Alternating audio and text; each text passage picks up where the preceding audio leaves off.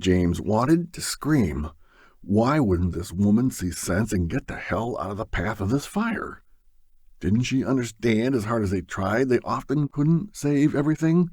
Came down to a choice between lives and structures, the lives would win, if those could even be saved at all.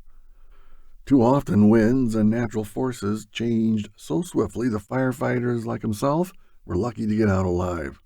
And they didn't always. The last thing he wanted was someone dead, even if it was a stubborn woman who could have been saved if only she'd listened. For just a moment, he was tempted to pick her up, toss her over his shoulder, and physically haul her away. James quickly dismissed the idea. The determined set of her jaw told him she'd probably fight, meaning one or both of them could get hurt. And on top of that, she might press assault charges, and that was a mess he just didn't want to have to deal with. It wouldn't cost him his job, but it could cause problems. A couple guys in his unit had ended up with assault charges after forcing an old man to leave a dangerous area last year. The higher-ups in the system had counseled them to be more careful and diplomatic in the future, but they understood sometimes shit like that happened when they were trying to save lives. Sometimes people don't want to be saved. James hated when he encountered those people, but he did occasionally. He followed Miss Keating through the barn as she seemed to ignore him and checked on several things as if he wasn't even there. He fought the urge to cover his face, call it a day, and be done with her. He had to try again. He had to convince her to leave. "Ma'am, you've got to pack up and go." "Sorry, I'm not going anywhere." She didn't even slow down. "And don't call me ma'am." "I'm sorry, Miss Keating. I'll try not to."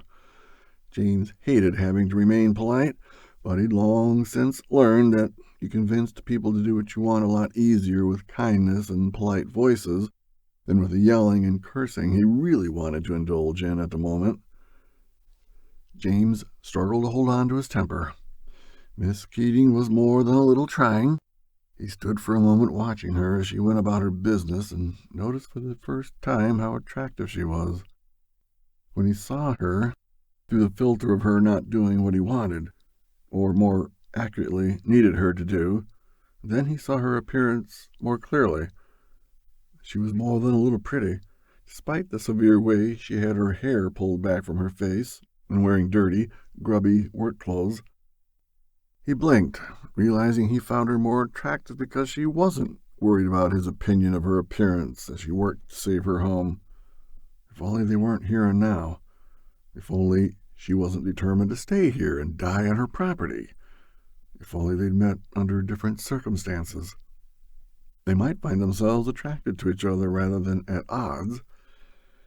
James shook his head and forced himself to think realistically about what was going on instead of mooning and thinking with his dick. He needed to find a way to get her to leave. What will it take to convince you it's not safe here? "It's not that I'm not convinced or aware of the danger." She didn't look at him as she spoke. "I know it's not safe, but I'm not leaving my herd, and I have no way to get them out. I will stay and do my best to protect them and my home as best I can." The radio on his belt crackled, buzzed, and then the dispatcher called his sign and said he was needed back at headquarters. "This isn't over. You need to leave. I have to go see what they need. But I'll be back. Or someone will."